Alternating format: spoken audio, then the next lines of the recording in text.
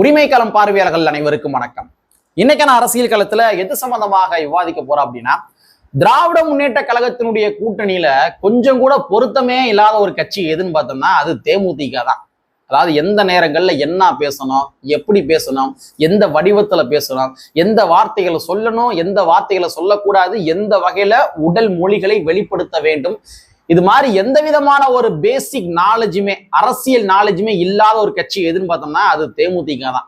இந்த தேமுதிக எப்ப திராவிட முன்னேற்ற கழகத்தினுடைய கூட்டணிகளை வந்துச்சோ அப்ப இருந்தே பெரிய பஞ்சாயத்து தாங்க. உள்ள வந்தோடனே எடுத்தோடனே ஒரு 10 சீட்டை கொடுத்தாங்க இல்லையா, அப்ப இருந்தே திராவிட முன்னேற்ற கழகத்தினுடைய கூட்டணிக்குள்ள இருக்கிற கூட்டணி கட்சியுடைய தொண்டர்கள் இருக்காங்க தெரியுமா, அவங்க மத்தியில மிகப்பெரிய சலசலப்புகள். நேத்து வரைக்கும் பிஜேபியினுடைய பி டீமா இருந்தாங்க. பிஜேபி குருஜி என்ன சொன்னாலும் ஓகே தான் அப்படின்ற மாதிரி தலையாட்டி கொண்டிருந்த தேமுதிக இங்க திமுகக்குள்ள வந்தோடனே 10 சீட்டு. இது எப்படி தொண்டர்கள் ஏத்துக்கிடுவாங்க? ஆல்ரெடி தேமுதிக மேல பயங்கரமான காண்டில் இருக்க எல்லாருமே. இந்த நிலைமையில அண்ணன் திருமாவர்களுக்கு எதிராக அப்படியே ஒரு ஸ்டைலா உட்காரேன், அகந்தைத்தனமா உட்காரேன்ற பேர்ல அது மிகப்பெரிய சலசலப்பை ஏற்படுத்துச்சு.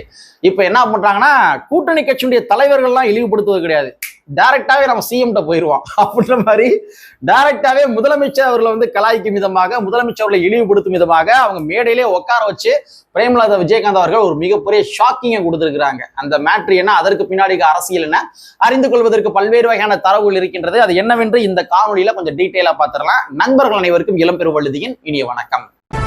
நாங்க படிமத்து பார்த்துட்டோம், இனி ஜென்மத்துக்கும் எங்களால குனிய முடியாது,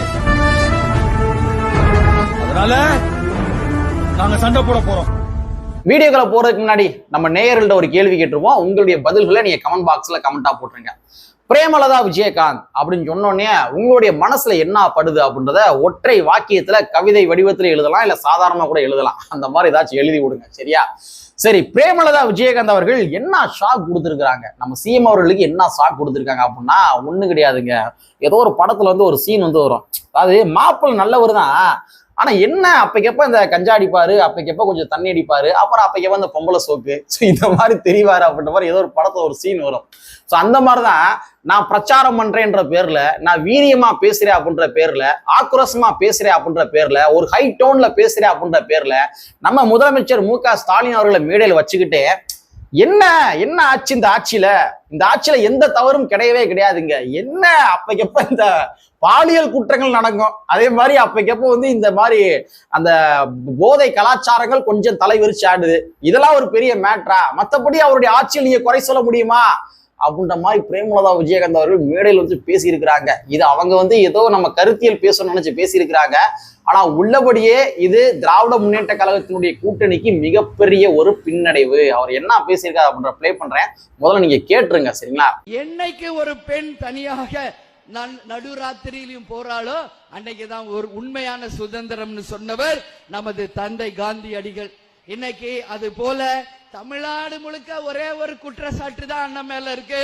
அதுவும் இந்த பெண்கள் கூட்டத்துல நான் சொல்றேன், எங்க பார்த்தாலும் பாலியல் வன்கொடுமை, போதை கலாச்சாரம் இருக்கு.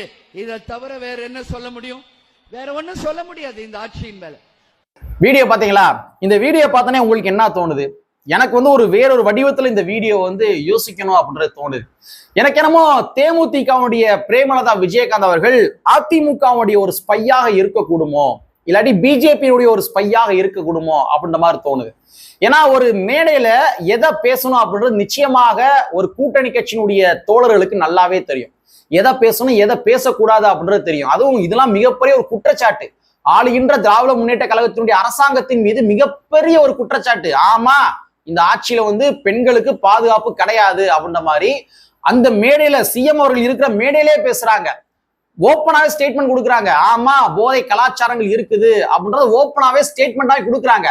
அப்ப பிரேமலதா விஜயகாந்த் அவர்களுக்கு இதை பேசணும் பேசக்கூடாது அப்படின்றது நல்லாவே தெரிந்திருக்கும். அப்படி இருந்த போதிலும் கூட எதற்காக இதை அவங்க பேசுறாங்க? சோ பிரேமலதா விஜயகாந்த் அவர்கள் ஒருவேளை அதிமுகவுடைய ஒரு ஸ்பையாக இருக்கக்கூடுமோ, ஒரு உளவாளியாக இருக்கக்கூடுமோ, ஸ்லீப்பர் செல்லாக இருக்கக்கூடுமோ, இல்ல பாஜகவுடைய ஒரு ஸ்லீப்பர் செல்லாக இருக்கக்கூடுமோ என்ற ஒரு கோணத்திலும் நாம் பார்க்க வேண்டிய தேவைகள் இருக்கின்றது. நம்ம சாதாரணமா இதை எடுத்துக்கிற முடியாதுங்க. ஒரு கூட்டணிக்குள்ள இருக்கிறாங்க அப்படின்னா இந்த வார்த்தைகளை அவங்க எப்படி சொல்லுவாங்க, எப்படி சொல்ல முடியும்? இப்ப உங்களுக்கு தெரிஞ்ச விஷயம் தான், தேமுதிக எந்த கட்சியில இருந்துச்சு அப்படின்றது எல்லாருக்கும் தெரியும். இந்த 2026 தேர்தல் என்பது எவ்வளவு முக்கியத்துவம் வாய்ந்த தேர்தல் அப்படின்றது எல்லாருக்கும் தெரியும். ஏன்னா விஜய் விஜய் வர்றாரு, விஜய் வரனால வாக்கள் சிதறடிக்கப்படும் அப்படின்றது எல்லாருக்கும் தெரியும். அப்படி இருந்த போதிலும் கூட தேமுதிகவுடைய வாக்குகள் நமக்கு வேணும் என்று எண்ணாமல் எடப்பாடி பழனிசாமி அவர்கள் தேமுதிகவை தன் பக்கம் சேர்த்துக் கொள்வதற்கு எந்த விதமான முயற்சிகளையும் மேற்கொள்ளாமல் திட்டமிட்டே அவரு திமுக பக்கம் தள்ளி வைத்திருக்கின்றார் என்றுதான் புரிந்து கொள்ள முடிகின்றது. ஒருவேளை அப்படி கூட இருக்கலாமோன்னு தோணுது. ஏன்னா இந்த எலெக்ஷனை பொறுத்த வரைக்குங்க எந்த ஒரு கட்சியும் விட்டுற மாட்டாங்க. ஏற்கனவே இருந்த கூட்டணி கட்சிகள் இருக்காங்க இல்லையா, அந்த கூட்டணி கட்சியில எந்த ஒரு கட்சியுமே இழப்பதற்கு தயாராக இருக்க மாட்டாங்க. அமமுகவை சேர்த்து கொண்ட எடப்பாடி பழனிசாமி அவர்கள் எதற்காக தேமுதிகவை சேர்த்து கொள்ளவில்லை, ஏன் சேர்க்கல? அப்ப எடப்பாடி பழனிசாமி அவர்களே திட்டமிட்டே இங்க தேமுதிகவை அந்த பக்கம் தள்ளி வச்சிருக்கிறாரோ அப்படின்ற மாதிரி தோணுது. இப்ப ஒண்ணும் கிடையாது. ஒருவேளை நீங்க கொஞ்சம் யோசிச்சு பாருங்க, ஒருவேளை பிரேமலதா விஜயகாந்த் அவர்கள் அதிமுக கூட்டணியில இந்த 2026 தேர்தலில் இருந்து இந்த மாதிரி திமுகவுடைய ஆட்சியில பாலியல் குற்றங்கள் இருக்குது, இந்த மாதிரி போதைப் பொருள் கலாச்சாரங்கள் இருக்குது அப்படின்ற மாதிரி குற்றச்சாட்டு முன்னாடி வச்சிருந்தாங்க அப்படின்னா இந்த அளவுக்கு இந்த வீடியோ நேம் ஆயிருக்குமா, பிரபலம் ஆயிருக்குமா? நிச்சயமா ஆயிருக்காது. வழக்கம் போல ஒரு குற்றச்சாட்டு தாங்கன்ற மாதிரி எளிதாக கடந்து போயிடுவாங்க. அதிமுகவுடைய கூட்டணியில இருந்துகிட்டு பிரேமலதா விஜயகாந்த் அவர்கள் இது போன்ற ஒரு ஸ்டேட்மெண்ட்டை முன்னாடி வச்சிருந்தாங்க அப்படின்னா இந்த வீடியோ வைரல் ஆயிருக்காது, நிச்சயம் ஆயிருக்காது. ஆனா திமுகவுடைய கூட்டணியில இருந்துகிட்டு திமுகவுடைய மேடையிலேயே, அதுவும் இல்லாம நம்ம முதலமைச்சர் மு.க. ஸ்டாலின் அவர்கள் இருக்கின்ற தருவாயில அவர் முன்னாடியே ஆமா தமிழ்நாட்டுல பாலியல் குற்றங்கள் இருக்கின்றது, போதை கலாச்சாரங்கள் இருக்கின்றது என்று துணிச்சலாக சொல்கின்றார் என்றால் இது ஒருவேளை ஏடிஎம்கே உடைய ஒரு செயல் திட்டமா இருக்குமோ? ஏடிஎம்கே கூட்டணியில இருந்து சொன்னா ரீச் ஆகாது, ஆனா டிஎம்கே கூட்டணியில இருந்து சொன்னா நிச்சயமாக ரீச் ஆகும். அப்படிதான் இன்னைக்கு ரீச் ஆயிருக்குது. அப்ப ஒருவேளை இது ஒரு திட்டமிட்டப்பட்ட ஒரு சதியாக இருக்கக்கூடுமோ? பிரேமலதா விஜயகாந்த் அவர்களுக்கு பின்னாடி எடப்பாடி பழனிசாமி அவர்கள் இருந்து இயக்கி கொண்டிருக்கின்றாரோ அப்படின்ற மாதிரி தோணுது. ஏன்னா நீங்க யோசிச்சு பாருங்க, திராவிட முன்னேற்ற கழகத்தினுடைய கூட்டணியில ஒரு பலம் வாய்ந்த கட்சி எதுன்னு பார்த்தோம்னா அது விடுதலை சிறுத்தைகள் கட்சி. விடுதலை சிறுத்தை கட்சி ஒரு பலம் வாய்ந்த கட்சி. அப்ப விசிகாக்குள்ளேயே ஒரு மிகப்பெரிய சலசலப்புகளை ஏற்படுத்தும் விதமாக பிரேமலதா விஜயகாந்த் அவர்கள் என்ன பண்ணாங்க, அண்ணன் திருமாவர்கள் பேசுகின்ற நேரங்கள்ல பிரேமலதா விஜயகாந்தனுடைய பெயரை உச்சரிக்கின்ற நேரங்கள்ல இப்படி அகந்தைத்தனமாக உட்கார்ந்து இருந்தாங்க. இது கான்ட்ரவர்ஷியலா ஆகும் என்று தெரிந்திருந்தும் கூட அவங்க என்ன பண்ணாங்க, அகந்தைத்தனமாக உட்கார்ந்து இருந்தாங்க.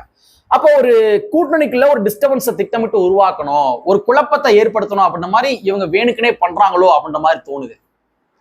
ரெண்டாவது, இந்த மாதிரி ஒரு மிகப்பெரிய சலசலப்புகள் உண்டான உடனே விடுதலை சிறுத்தைகள் கட்சியுடைய தொண்டர்கள் கடுமையான கண்டனங்களை பதிவு செய்திருந்த போதிலும் கூட பிரேமலதா விஜயகாந்த் அவர்கள் எங்கேயும் வருத்தம் தெரிவிக்கவில்லை. ஒரு நார்மலான அரசியல்வாதியா இருந்தா என்ன பண்ணுவாங்க, அதுவும் இந்த எலெக்ஷன் நேரங்கள் என்ன பண்ணுவாங்க, ஓப்பனா சொல்லுவாங்க.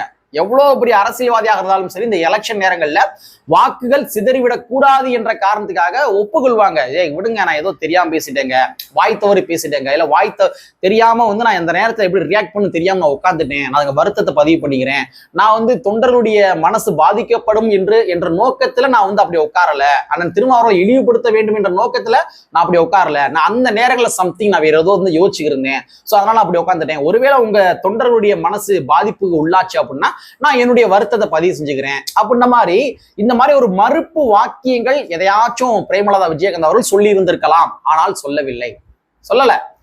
நீங்க சிண்டு முடிச்சு விடுற வேலையை யாரும் ஊடகங்கள் பார்க்காதீங்க அப்படின்னு அப்பயும் கூட ஒரு ஆர்டர் போடுற தோணியில தான் பிரேமலதா விஜயகாந்த் அவர்கள் பேசினாங்க. அப்ப அண்ணன் திருமாவர்கள் ஒரு மிகப்பெரிய சக்தியாக இருக்கின்றார், திராவிட முன்னேற்ற கழகத்தினுடைய கூட்டணியில் மிகப்பெரிய சக்தியாக இருக்கின்றார். அப்ப அவருடைய வாக்குகள் நமக்கு வேணும், பட்டியல் மக்களுடைய வாக்குகள் வேணும், ஜனநாயகத்தினுடைய வாக்குகள் வேண்டும் என்றால் பிரேமலதா விஜயகாந்த் அவர்கள் வருத்தம் தெரிவித்திருக்கலாம், ஆனால் தெரிவிக்கவில்லை. அப்ப அவருடைய உள்நோக்கங்கள் என்ன?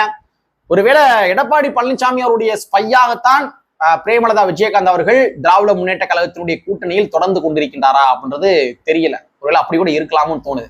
சரி, இவங்க பிரேமலதா விஜயகாந்த் அவர்கள் அண்ணன் திருமாவர்கள் கூட ஸ்டாப் பண்ணாங்க அப்படின்னு பார்த்தோம்னா இங்கிட்ட அடுத்த கட்டமாக இங்க சிஎம் வந்துட்டாங்க. சிஎம் அவர்களே வச்சுக்கிட்டு கலாய்க்கிற மாதிரி பேசியிருக்காங்க. அப்ப இது ஏதோ ஒரு திட்டமிடப்பட்ட ஒரு சதியாகத்தான் இருக்குமோ அப்படின்ற மாதிரி தோணுது. மக்களே, நீங்க கொஞ்சம் திங்க் பண்ணி பாருங்களேன். திராவிட முன்னேற்ற கழகத்தினுடைய கூட்டணியில உதயசூரியன் சின்னத்துல போட்டி போடுற நபர் வேற எங்கேயும் போக மாட்டாங்க, அவங்க போகவும் முடியாது. தேர்தலுக்கு பின்பாக ஒருவேளை வெற்றி பெற்றாலும் கூட, இப்போ உதாரணத்துக்கு கே செல்வகுமாராக இருந்தாலும் சரி, இல்ல இந்த பக்கம் யாரு கருணாஸ் அவர்களாக இருந்தாலும் சரி, இவங்கெல்லாம் எப்படியும் வெளியே போக முடியாது. ஏன்னா உதயசூரியன் சின்னத்துல அவங்க போட்டி போடுறாங்க. ஆனா பிரேமலதா விஜயகாந்த் வாங்கப்பட்ட அந்த 10 தொகுதி இருக்கு இல்லையா, அந்த 10 தொகுதி முழுக்க முழுக்க அவங்களுடைய முரசு சின்னத்துல போட்டி போறாங்க. அப்ப தேர்தலுக்கு பின்பாக ஒருவேளை அவங்க வெற்றி பெற்றதற்கு பின்பாக இல்ல எங்களுக்கு திமுக எங்களுக்கு தேவை கிடையாது, அவங்க சரியில்லை, நாங்க தேர்தல் கணக்குகளுக்காக மட்டும்தான் கூட்டணி வச்சோம் அப்படின்னு சொல்லிட்டு தான் வெற்றி பெற்ற எம்எல்ஏக்களோட பிரிந்து இவங்க மறுபடியும் அதிமுகவுக்கு போக மாட்டாங்கன்றது என்ன நிச்சயம்? அந்த மாதிரி நடைபெறுவதற்கான பாசிபிள் இருக்குது. ஏன்னா அவங்களுடைய பேச்சுகள் எல்லாம் பார்க்கின்ற பொழுது கிட்டத்தட்ட அந்த மாதிரிதான் தெரிகின்றது. அப்ப பிரேமலதா விஜயகாந்த் அவர்கள் அதிமுகவுடைய ஒரு ஸ்பையாக இருக்கக்கூடியமோ, பாஜகவுடைய ஒரு ஸ்பையாக இருக்கக்கூடுமோ, எந்த ஒரு கோணத்திலும் கூட இங்க இருக்கிற ஜனநாயகவாதிகள் பார்க்க வேண்டிய தேவைகள் இருக்கின்றது. குறிப்பாக திராவிட முன்னேற்ற கழகம் பார்க்க வேண்டிய தேவைகள் இருக்கின்றது. ஏன்னா அவருடைய உடல் மொழிகளும் சரி, பேச்சுகளும் சரி, அவருடைய செயல்பாடுகளும் சரி கிட்டத்தட்ட அது போன்றுதான் ஒத்து போகின்றது. சோ திமுக கொஞ்சம் உஷாராக இருக்க வேண்டும் என்பதனை கூறிக்கொண்டு, பிரேமலதா விஜயகாந்த் அவர்கள் என்றைக்கு இருந்தாலும் கலன்று போகக்கூடிய ஒரு கட்சி தான், ஒரு மரத்துல உதிர போகின்ற ஒரு இலைதான் என்பதில் மாற்று கருத்து இருக்க முடியாது. பார்ப்போம், இன்னும் தேர்தலுக்கு இன்னும் சில நாட்கள் இருக்கின்றது. இந்த கேப்ல இன்னும் என்னென்ன குட்டிகளாட்டம் எல்லாமே பிரேமலதா விஜயகாந்த் அவர்கள் பண்ண போகின்றார்கள் என்பது தெரியவில்லை. பட் இருந்தாலும் மறுபடியும் அழுத்தம் திருத்தமாக சொல்றான், தேமுதிக ஒரு பொருந்தாத கட்சி, திமுகவுடைய கூட்டணியோட ஒரு பொருந்தாத கட்சி என்பதனை கூறிக்கொண்டு, கற்பி ஒன்று சேர் புரட்சி செய்கின்ற புரட்சியாளர் அம்பேத்கருடைய வரியை கூறிக்கொண்டு நிறைவு செய்கின்றேன். நன்றி, வணக்கம்.